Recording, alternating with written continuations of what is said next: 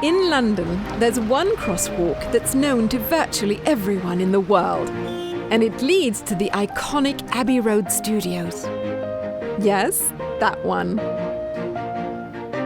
We came to join Debbie Wiseman, the noted UK composer. It was time to record Den Reisende, The Traveller, celebrating Viking's 20th anniversary. But before moving forward, we step back into the studio's illustrious past. This is where the Beatles did all their records. Oh, that's the Lady Madonna piano. Okay. So it kind of looks like they just left. Between 1962 and 1970, Abbey Road Studios became almost a second home for the Fab Four, while they churned out a remarkable series of hits. The whole album Revolver was done in Studio 3, which is just upstairs. So yeah, within this building they did 200 and something songs. Yeah. In these hallowed halls, the imagination overflows with visions of the improvisational days, late nights, and legendary personalities that combined to create history. Very nice. Really lovely. Filled with inspiration, it was time to embark upon our own creative journey. Studio One was our home for the day, an enormous space where music for movies like Star Wars, Lord of the Rings, and others were recorded. Working against time, every moment mattered, so the extensive setup for the musicians began early. The Traveller was written for a 75-piece orchestra. It's a complex composition requiring precision and spirit from every note. To help achieve the sound Debbie envisioned, she chose London's National Symphony Orchestra. The most challenging thing about doing any project like this with the size of orchestra is I have a limited amount of time with which to get the sound together. Speed is of the essence.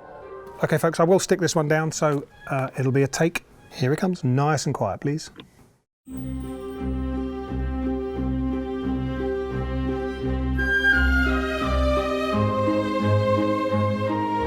One of the most surprising parts of the process is not that the musicians play the music well, they're very good, but the fact that they didn't see the music until they sat down to play it.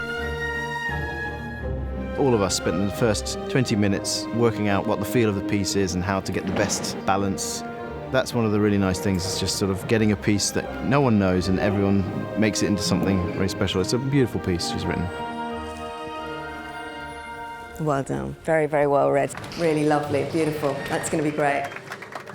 The orchestra players are absolutely astounding. They come in, sight read a 6-minute piece, and within an ace, it's pretty much exactly how it should be. To see a big orchestra producing something just like that, it's unbelievable, isn't it? Open out that, lovely resolving. When a composer writes, they have a sound in their mind, and God forbid if we don't deliver that as an orchestra.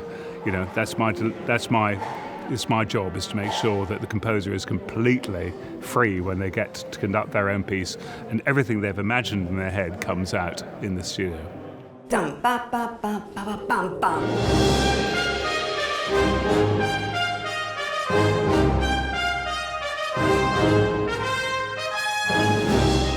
Methodically, performances are addressed, individual levels are set, and unexpected issues resolved, with the team recording key takes into Pro Tools for final editing and mixing.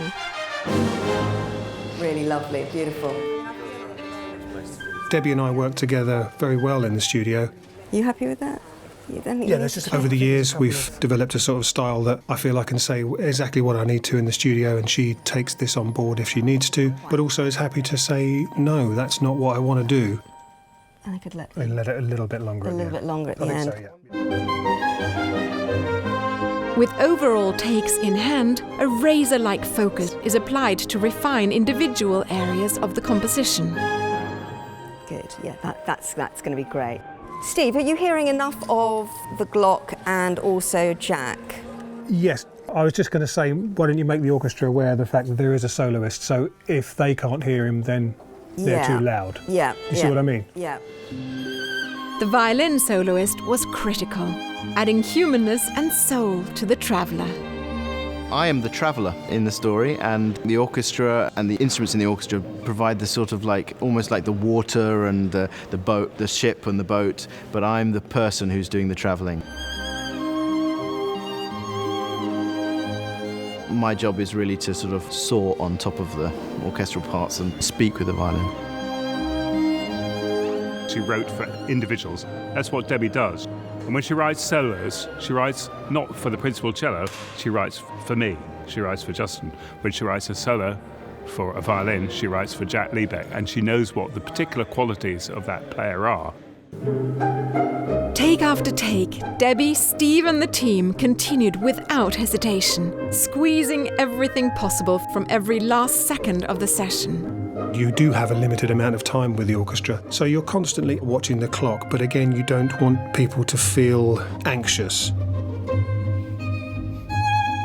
At times, the variations in individual performances were virtually imperceptible.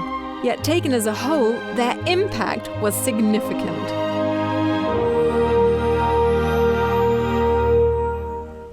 It's pretty close. Let's try that one more time. Folks, the first click will be 134, 134. While the control room gave me an appreciation for process, the viewing gallery opened my eyes and ears to the beautiful sound of this studio.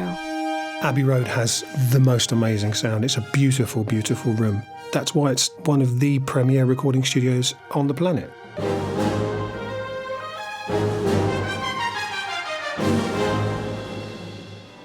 Go and have a listen to that back. Well done, folks. Really beautifully played. It's really lovely. The most fun part of a session like this is when people come in for a playback and they like it. That's when you can take a step back and enjoy the work. Hours and hours of sorting through takes and mixing followed. The final step in ensuring the traveller lived up to the power of the music we heard live. Debbie, in the session she doesn't say much. She just give me a little wink when she's happy, and you kind of know the moment it's absolutely right and you've got the take just right, and everyone's got that feeling of, yes, let's hope they pressed record.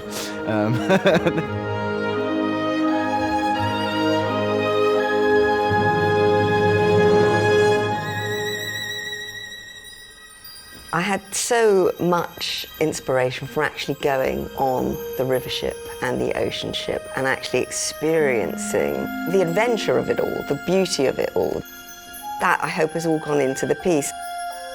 There is that sense of departing, the relaxation within the middle of it, but also there is a sense of an arrival and a shared passage, a shared journey. It was great, it was brilliant.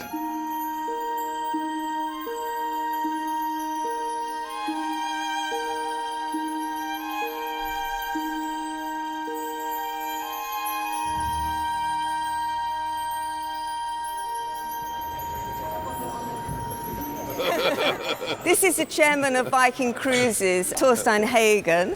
He just would like to say a few words. Well, thank you very much, Debbie, for the beautiful music and for you performing it so beautifully. On top of everything, of course, to be able to see music, beautiful music being made is a huge privilege. You know, my favorite piece of music is Mozart's Clarinet Concerto, which makes me almost cry. Karine 622, they say it is. But the other one is, quite frankly, the Beatles.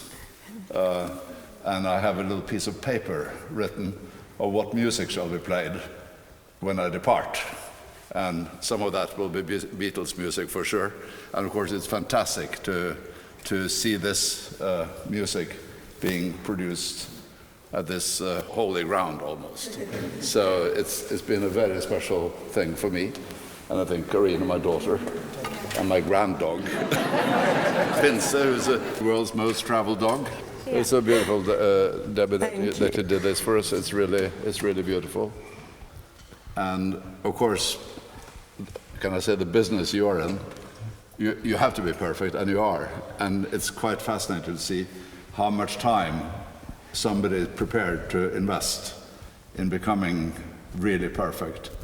at something which gives so much pleasure to many of us. So thank you for taking your life and making such beautiful music. Thank you very much. Thank you. Thank you. Thank you so much.